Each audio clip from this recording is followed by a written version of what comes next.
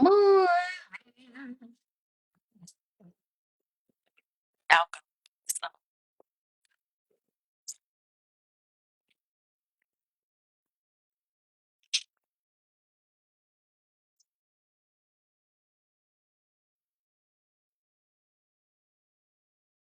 5 years, 5 to 7 years, I'm gonna say.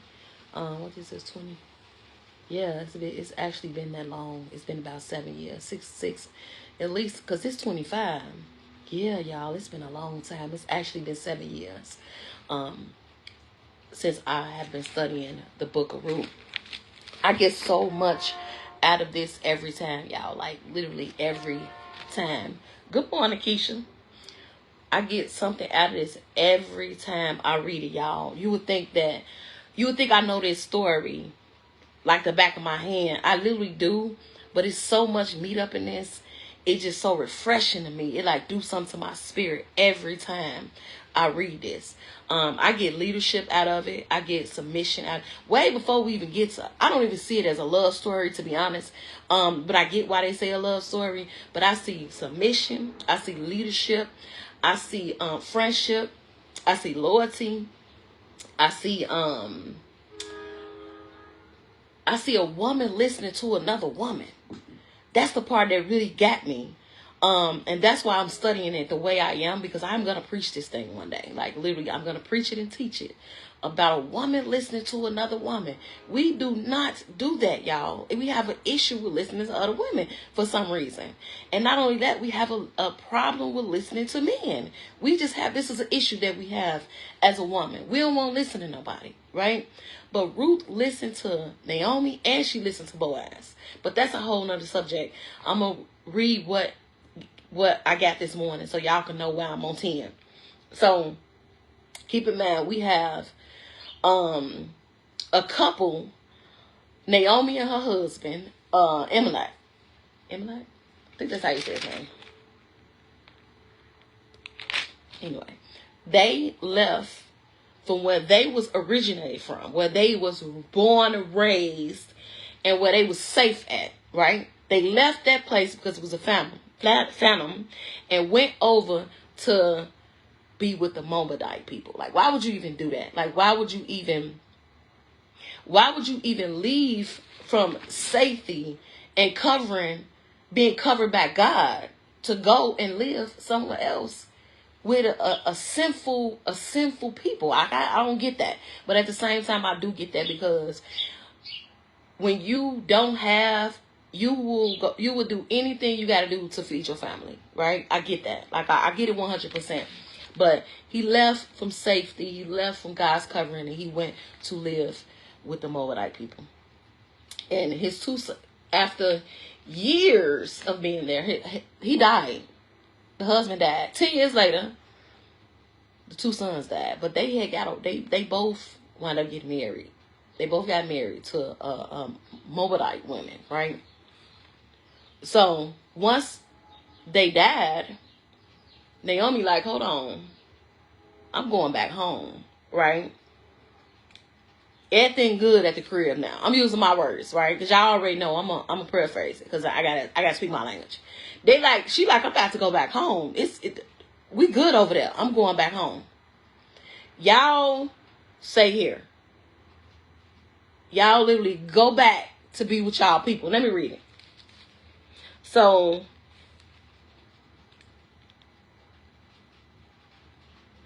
I'm going to read this part. 15 and 16. Look, said Naomi, your sister-in-law is going back to her people and her God. Go back with her. So we know that the Moabite people was sinful. They worshiped multiple gods. They did human sacrifices. Listen, any sin you could think about, baby, they was getting it cracking over there. Doing all sorts of stuff. But the part that stuck out to me was she told her to go back to your people and your gods with S. You go back over there, even though you've been over here with me for 10 years. And we worship only one God. We doing the right thing up over here, you know. I'm playing around, but y'all get what I'm saying. Yeah, you go back with your people. But it's nothing I can do. It's nothing I can do for you. Both of y'all, go back. Now this is what Ruth said. I highlighted this, so it's like hard for me to see it sometimes. I know about hard, but I want to read it. But Ruth replied, "Don't urge me to leave you or to turn back from you. Where you go, I will go, and where you stay, I will stay. Your people will be my people, and your God, my God." I read that this morning, and I'm like, hold up. Wait a minute. Which I had already felt like, I had already knew this. I had already knew this passage already. Like I knew it. I can like say it off the top of my head. But I felt it different this morning when I read it.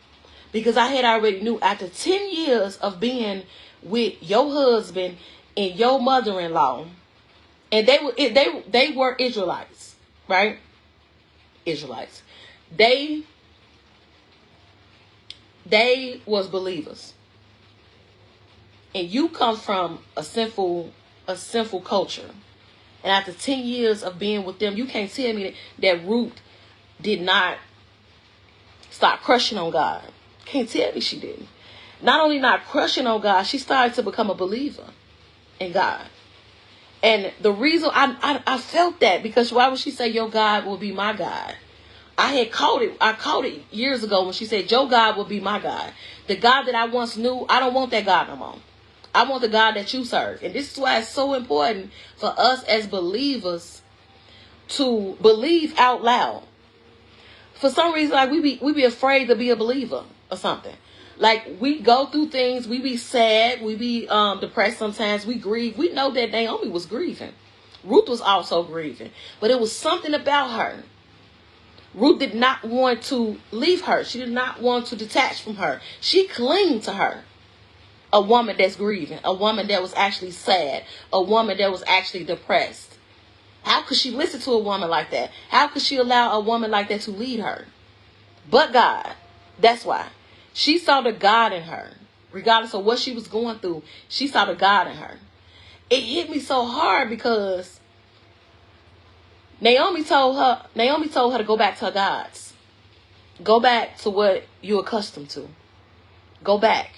Go back and live the way you used to live. Go back and do the things you used to do with your people and your gods. Ruth said, hold on, shorty. Hold on. I want to go with you and your people and your God. That lets me know that we have a choice, y'all. We have a choice. A lot of us, I was raised like this. And you got a choice.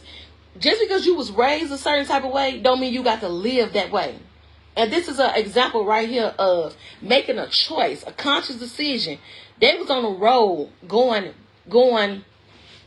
back to where Naomi was originated from. They was on the road. They was finna go. She stopped and said, hold on, no. I ain't got nothing for y'all. Even if I get married again and get pregnant, by the time the baby get grown, y'all gonna be old women. There's nothing I can do for y'all. Go back.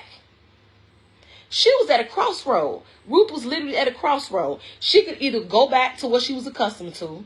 She could go back to living the same way she used to live. She can go back to serving the same God, doing all these sinful witchcraft type things. Or she can keep on going on a new path with a woman of God. A woman that is hurting, a woman that is sad, a woman that is grieving. But this woman knew God. Don't nothing trump that, y'all. Nothing. She believed God, right? And not only did she believe God, she believed in the order and principles too. It's one thing to believe God, but live like you believe. It's a totally different thing. We all believe in some type of God, but do you live that way?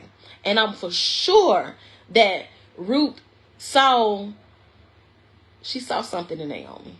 What do you see in the women that's around you? Do you see something in them that make you want to say, you know what? I want to call her more. I want to know what path she really on, right?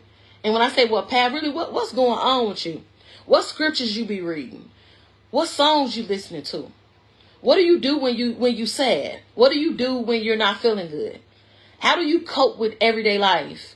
Do you know a woman in your life where you can just reach out to her and say, listen, I'm struggling right now. I'm trying to get me together.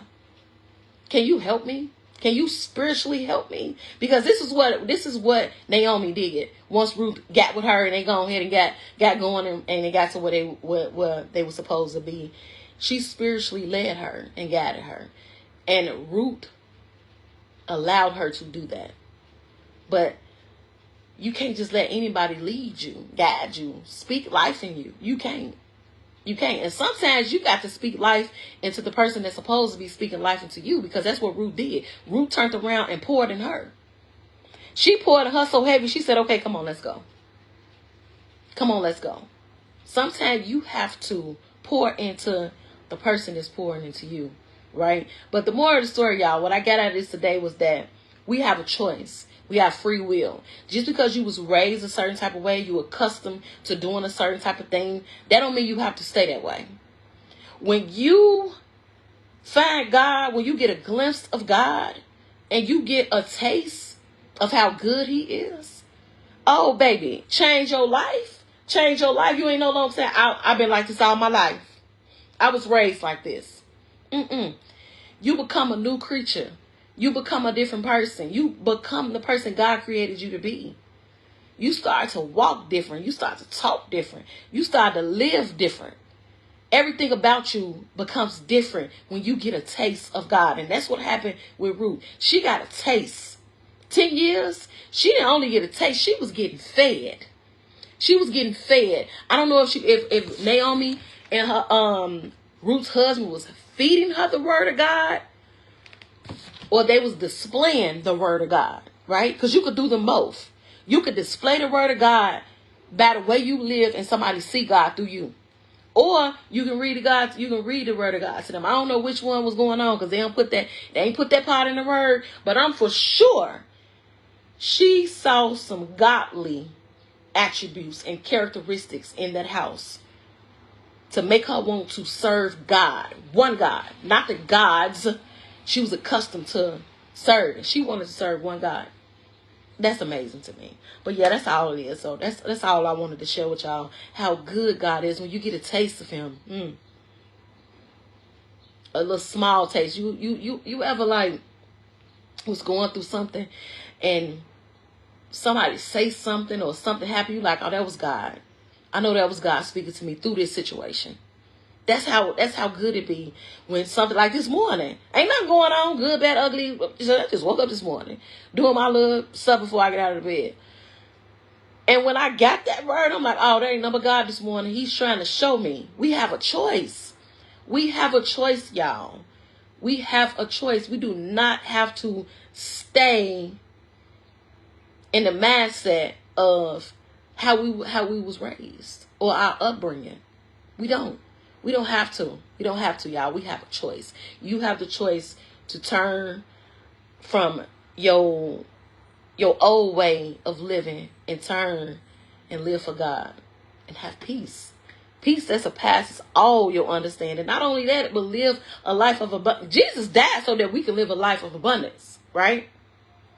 But we ain't living like that. But y'all, this blessed me this morning. I hope and pray that somebody got something out of it, because I got something out of it. I'm like over here on fire for the word. Like, I love Ruth, y'all. Y'all listen, y'all don't know how bad I love this story.